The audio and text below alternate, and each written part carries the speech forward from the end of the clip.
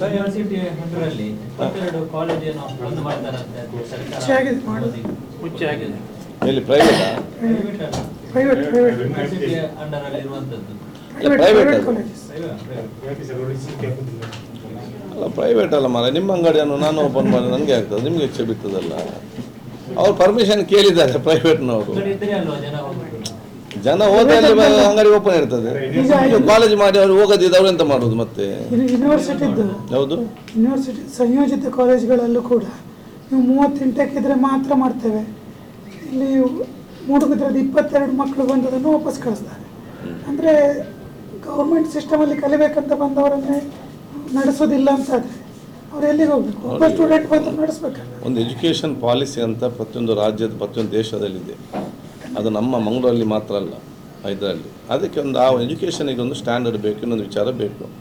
So ಅದಕ್ಕೆ ಅನುಗುಣವಾಗಿ ಮಾಡಿರ್ಬೋದು.